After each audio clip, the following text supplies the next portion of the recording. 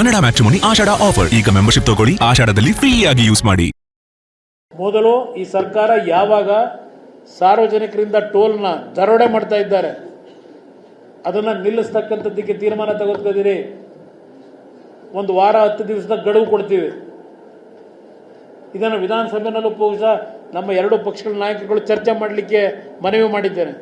ಈ ಸಬ್ಜೆಕ್ಟನ್ನು ರೈಸ್ ಮಾಡಬೇಕು ಅಂತ ಹೇಳಿ. ಬಿಡದಿ ಮತ್ತು ಇದು ಎರಡು ಈಕ್ವಲ್ ಆಗೇ ಇದೆ. ಇದು ಅಲ್ಲಿ 5 ಟೌನ್ಶಿಪ್ ಮಾಡ್ತೀನಿ ಅಂತೇಳಿ ಲೂಟಿ ಮಾಡಿದ್ರಿ.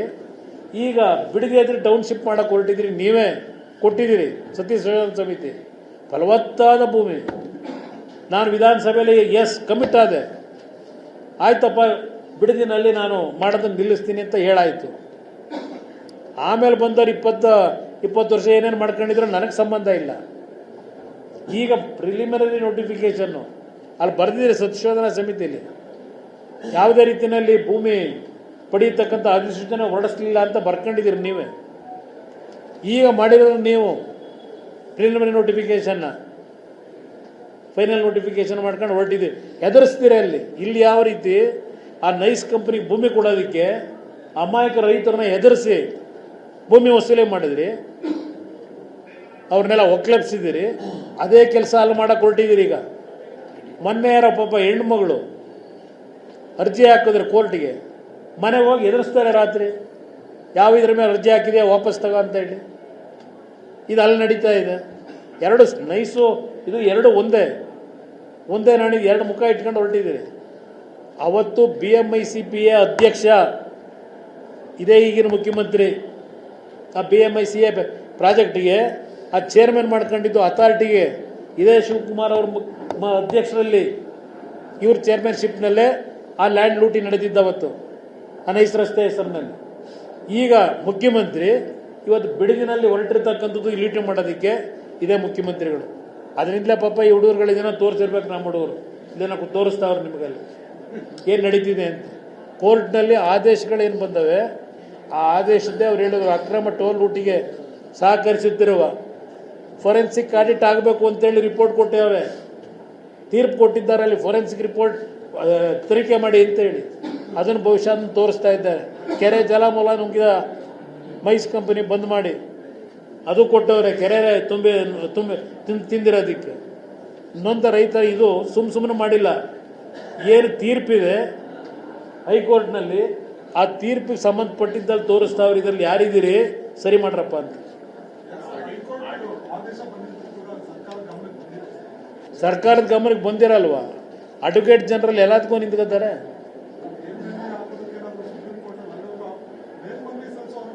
ಇದು ಯಾವುದೇ ಕಾರಣಕ್ಕೂ ಇದು ಏನು ಜಡ್ಜ್ಮೆಂಟ್ ಇದೆ ಯಾವುದೇ ರೀತಿಯಲ್ಲಿ ಎಲ್ಲೇ ಹೋದರೂ ಇದಕ್ಕೆ ಪರಿಹಾರ ಈಗ ಪಡೆಯೋಕ್ಕಾಗಲ್ಲ. ಸತ್ಯ ಏನು ಗೊತ್ತಾಗಿದೆ, ನ್ಯಾಯಾಲಯಕ್ಕೆ ನಿಜವಾದಂಥ ದಾಖಲೆಗಳೇನು ದೊರಕಿದೆ, ನ್ಯಾಯಾಲಯದಲ್ಲಿ ಅಂತಿಮವಾಗಿ ಸತ್ಯ ನಿಲ್ಲುತ್ತೆ ಅನ್ನೋದಕ್ಕೆ ಇವತ್ತು ಅಲ್ಲ ಅದನ್ನೇ ಈಗ ದಾಖಲೆಗಳೇನಿದೆ ಇವತ್ತು ಸತ್ಯ ಹೊರಗೆ ಬಂದಿದೆ. ಕಾರಣ ಇದೇ ಸರ್ಕಾರದ ಪ್ರತಿನಿಧಿಗಳು ವಕೀಲರು ರವಿಕುಮಾರ್ ಅಂತಕ್ಕಂಥವ್ರು ಏನಿದ್ದಾರೆ, ರವಿವರ್ಮ ಕುಮಾರು, ಅವರು ಕೊಟ್ಟಿರ್ತಕ್ಕಂಥ ವರದಿ ಕೋರ್ಟ್ ಮುಂದೆ ಹೇಳಿರ್ತಕ್ಕಂಥ ವಾದ ಇವತ್ತು ಕೆರೆ ಕಟ್ಟೆ ನುಂಗಿರ್ತಕ್ಕಂಥದ್ದು, ಟೋಲನ್ನು ಇಲ್ಲಿಗಲ್ ಆಗಿ ಕಲೆಕ್ಷನ್ ಮಾಡ್ತಾ ಇರೋದು, ಇದೆಲ್ಲ ಕರ್ನಾಟಕ ರಾಜ್ಯ ಸರ್ಕಾರದ ಪ್ರತಿನಿಧಿಯಾಗಿ ಕೊಟ್ಟಂಥ ವಕೀಲರ ಹೇಳಿಕೆ, ಅಲ್ಲಿ ಕೊಟ್ಟಿರ್ತಕ್ಕಂಥ ಮಾಹಿತಿ. ಇನ್ನೊಂದು ಕಡೆ KDB ಅವರು ನಮಗೆ ಯಾವ ಲ್ಯಾಂಡ್ ಬೇಕಾದರೂ ಅಕ್ವೈರ್ ಮಾಡ್ಬೋದು, ಕಾಂಪನ್ಸೇಷನ್ನ ನಾವು ಎಷ್ಟು ದಿವಸ ಬೇಕಾದರೂ ತಡೆ ಹಿಡಿದು ಕೊಡ್ಬೋದು, ಇಂಥ ದಿವಸಲೇ ಕೊಡಬೇಕು ಅಂತಕ್ಕಂಥದ್ದಕ್ಕೆ ನಮ್ಮಲ್ಲಿ ಯಾವುದೇ ರೀತಿಯಲ್ಲಿ ಕಾನೂನಿಲ್ಲ. ನಾವು ಕೊಟ್ಟ ದಿವಸ ತಗೋಬೇಕು, ಅವರು ಕೊಡದೇನೂ ಮಾಡ್ಬೋದು. ಇದೆಲ್ಲ ಅವ್ರು ಕೊಟ್ಟವ್ರೆ. ಆ ಲಾಯರು KDB ಲಾಯರು.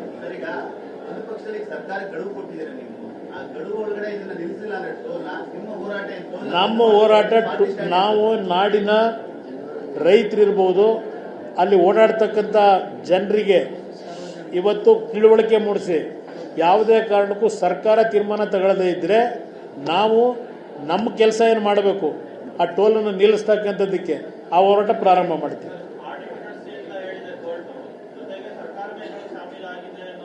ಹೇಳಿದ ಅನುಮಾನನೂ ಕೊಟ್ಟಿದ್ದಾರೆ.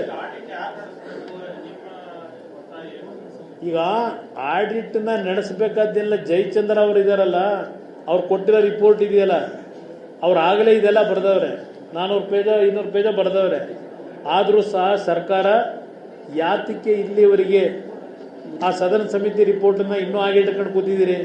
ಈ ಸರ್ಕಾರದಲ್ಲಿ ಯಾವುದೋ ನಿಮ್ಮ ಅದೆಂಥದಪ್ಪ ಕಾಂತರಾಜು ವರದಿ, ಸಿದ್ದರಾಮಯ್ಯ ಪಾಪ ಹೋದರು, ಕಾಂತರಾಜು ವರದಿ ಕುಮಾರಸ್ವಾಮಿ ಹೇಳಲಿಲ್ಲ ಇಂಪ್ಲಿಮೆಂಟ್ ಮಾಡಲಿಲ್ಲ ಅಂದರು. ಅದಕ್ಕೆ ಎಷ್ಟು ಕೋಟಿ ಖರ್ಚು ಮಾಡಿದ್ರಿ? ಇವತ್ತವರೆಗೆ ಆ ರಿಪೋರ್ಟ್ ಎಲ್ಲೋಯ್ತು? ಕಸದ ಬುಟ್ಟಿಗೆ ಹಾಕೊಂಡು ಕೂತಿದ್ದೀರಿ. ಈಗ ಜಯಪ್ರಕಾಶ್ ಹೆಗಡೆದು ಕಾಂತರಾಜು ವರದಿ ಏನು ಮಾಡ್ಕೊಂಡು ಕೂತವ್ರೆ? ಇವತ್ತು ಕೆಂಪಣ್ಣನ ವರದಿ ಏನಾಯಿತು?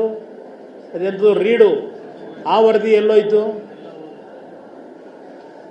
ಬರೀ ಸಮಿತಿ ಮಾಡಿ ಅದಕ್ಕೆ ಏನೊಂದು ಇದಾಗ್ಬಿಡದ?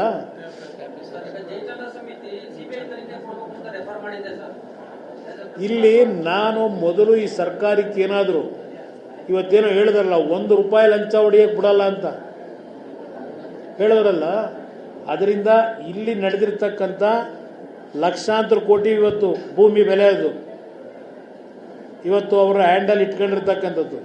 ಸರ್ಕಾರ KDB ಅವರು ಬರ್ಕೊಟ್ಟವರಲ್ಲ, ಚಿನ್ನದ ತಟ್ಟೆಲಿಟ್ಟು ಮೊದಲು ಅದನ್ನು ಸ್ಕ್ರ್ಯಾಪ್ ಮಾಡಿ ಆ ಭೂಮಿಯೆಲ್ಲ ವಶಪಡಿಸ್ಕೊಳ್ಳಿ. ಅದನ್ನು ಕೊಂಡ್ಕೊಳ್ಳೋಕೆ ಯಾರು ಹೊರಟವ್ರೀಗ? ಕಂಪ್ನಿನ. ಏನು ನಡೀತಾ ಇದೆ ಒಳಗೆ? ಯಾರಿದ್ದಾರೆ ಹಿಂದ್ಗಡೆ? ಹೇಳ್ತಾರ ಮುಖ್ಯಮಂತ್ರಿ ಏನೇನು ನಡೆಸ್ತಾ ಇದ್ದಾರೆ? ಎಷ್ಟು ದಿವಸ ಬೇಕು ಇವರಿಗೆ? ಅಲ್ಲೆಲ್ಲ ಹೋಗಿ ಯಾಕ್ರಿ ಸಾಲ ತಗೋತೀರಿ? 12,000 ಕೋಟಿ ಬಿಡಗಿ ಟೌನ್ಶಿಪ್ಗಂತೆ, ಇಲ್ಲೆಲ್ಲೋ ಬೆಂಗಳೂರಿನ ಸುರಂಗ ಮಾರ್ಗ ತೊಡಕ್ಕೆ 23,000 ಕೋಟಿ ಸಾಲವಂತೆ, ಪೆರಿಫೆರಲ್ ರಿಂಗ್ ರೋಡಿಗೆ. ಇದಕ್ಕೆ ಸಾಲ ಯಾಕೆ ಮಾಡ್ತೀರಿ? ಜನಗಳ ಮೇಲೆ ಸಾಲದ ಹೊರೆ ಯಾಕೆ ಹೊರಿಸ್ತೀರಿ? ಇಲ್ಲಿ ಲೂಟಿ ಹೊಡ್ಕೊಂಡು ಇದೆಯಲ್ಲ ಇಲ್ಲಿ ಭೂಮಿ, ಮೊದಲು ವಾಪಸ್ ತಗೊಳ್ಳಿ. ಸಾಲ ಮಾಡಬೇಕಾಗಿಲ್ಲ ನೀವು ಸರ್ಕಾರ ನಡೆಸೋದಕ್ಕೆ. ಸ್ವೇಚ್ಛಾಚಾರವಾಗಿ ರೈತರ ಭೂಮಿನ ಅಕ್ವೈರ್ ಮಾಡಿ ಇವತ್ತು ಆ ಕಂಪ್ನಿಗೆ ಲೂಟಿ ಹೊಡೆಯಲಿಕ್ಕೆ ಮಾಡಿಕೊಟ್ಟಿದ್ದೀರಿ. ಇನ್ನು ಎಷ್ಟು ದಿವಸ ಬೇಕು ನಿಮಗೆ? ಅದರಿಂದ ಇವತ್ತು ಅತ್ಯಂತ ನೋವಿನಿಂದ ಆಕ್ರೋಶದಲ್ಲೇ ಈ ರಾಜ್ಯದಲ್ಲಿ ನಡೀತಿರ್ತಕ್ಕಂಥ ಈ ಒಂದು ಲೂಟಿ ಇದೆಯಲ್ಲ, ಕೈ ಜೋಡಿಸಿ ನಾಡಿನ ಜನತೆಗೆ ಮನವಿ ಮಾಡ್ತೇನೆ. ಜನತಾದಳ ಈ ರಾಜ್ಯದಲ್ಲಿ ನಮ್ಮ ಹೋರಾಟ ಪ್ರಾಮಾಣಿಕವಾಗಿ ಮಾಡಿದ್ದೇವೆ, ಆದರೆ ನಮಗೆ ಸಂಪೂರ್ಣವಾದ ಬಹುಮತ ಕೊಡಲಿಲ್ಲ. ಕೊಟ್ಟಿದ್ರೆ ಇವತ್ತು ಯಾವತ್ತೋ ಇವೆಲ್ಲ ಇಂಥದಕ್ಕೆಲ್ಲ ತಡೆ ಆಗ್ತಾ ಇದ್ವು. ಹಾಂ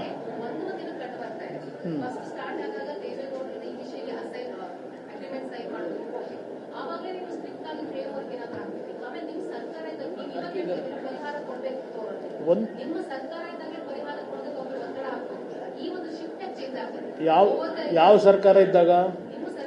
ಯಾವ ಸರ್ಕಾರ ಇದ್ದಾಗ? ಒಂದು ನಿಮಿಷ ಕೋಯಲೇಷನ್ ಗೌರ್ಮೆಂಟ್ ನಾನು 18 ತಿಂಗಳಿದ್ದೆ.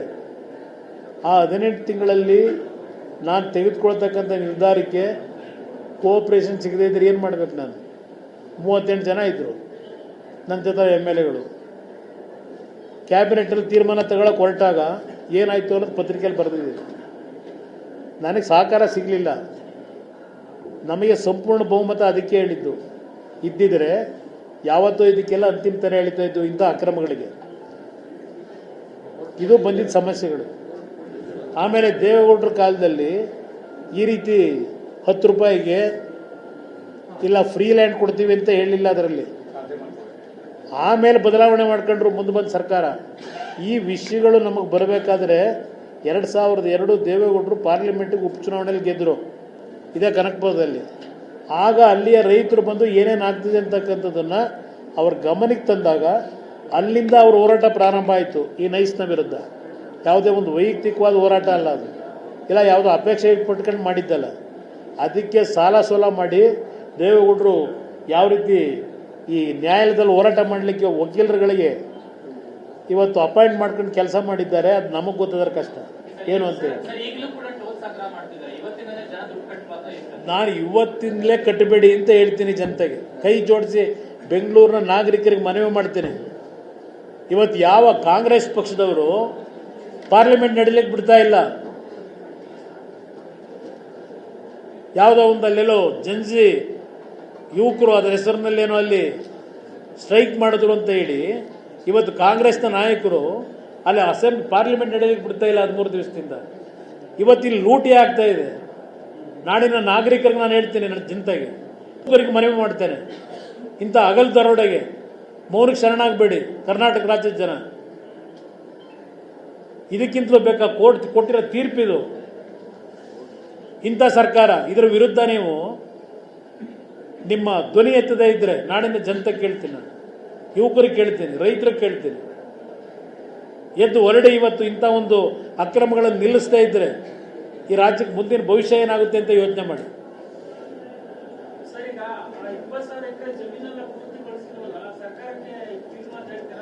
ಅದನ್ನೇ ಹೇಳ್ತಾ ಇರೋದು, ತಗೋಬೇಕು ವಾಪಸ್. ಅದು ಏನಿದೆ ತಗೊಂಡು ಅದನ್ನು ಸ್ಕ್ರ್ಯಾಪ್ ಮಾಡಿ, ಅದನ್ನು ಈಗ ಅವಶ್ಯಕತೆ ಇಲ್ಲ. ರಸ್ತೆ ಅವನು ಮಾಡೋದು ಇಲ್ಲ. 30 ವರ್ಷ ಆಯಿತು. ಎಲ್ಲಿ ಮಾಡಿದ್ದಾರೆ ಕೆಲಸ? ಅಲ್ಲೆಲ್ಲೋ 2009ರಲ್ಲಿ ಹೇಳ್ತಾರೆ ಮೈಸೂರಿನಲ್ಲಿ ಭಾಷಣ, ನಾಳೆಯಿಂದ ಶುರು ಮಾಡಿಬಿಡ್ತೀನಿ ಮೈಸೂರು ಕಡೆಯಿಂದ ಅಂತೇಳಿ ಅಲ್ಲೆಲ್ಲ ಒಂದು ಸಭೆ ಮಾಡಿ 2009ರಲ್ಲಿ. ನಾನೇ ಹೇಳ್ತಕ್ಕಂಥದ್ದು, ಕೋರ್ಟ್ ಆದೇಶ ಏನಿದೆ ರಾಜ್ಯ ಸರ್ಕಾರಕ್ಕೆ ಇವತ್ತೇನು ಮುಖ್ಯಮಂತ್ರಿಗಳು ಭಾಷಣ ಮಾಡ್ತಾರಲ್ಲ ಅದು ಇಂಪ್ಲಿಮೆಂಟ್ ಮಾಡಬೇಕು ಅನ್ನೋದಿದ್ರೆ ಆ ಭಾಷಣದ ಅವರ ಸಾರಾಂಶಗಳನ್ನ ಮೊದಲು ಈಗ ಒಂದು ಕೋರ್ಟ್ ಆದೇಶ ಏನಿದೆ ಅದನ್ನು ಜಾರಿಗೆ ತರ್ತಕ್ಕಂಥದ್ದಕ್ಕೆ ಸರ್ಕಾರ ಈ ಸಚಿವ ಸಂಪುಟ ತೀರ್ಮಾನ ಮಾಡಿ. ನಾನು ಒಂದು ವಾರ 10 ದಿವಸ ನೋಡ್ತೀನಿ ಏನು ಮಾಡಬೇಕು ಅಂತ ಹೇಳಿ. ಬಹುಶಃ ಇದರ ಬಗ್ಗೆ ನಾನು ಸಂಪೂರ್ಣವಾದ ಪತ್ರನೂ ಬರೀತೀನಿ ಸರ್ಕಾರಕ್ಕೆ.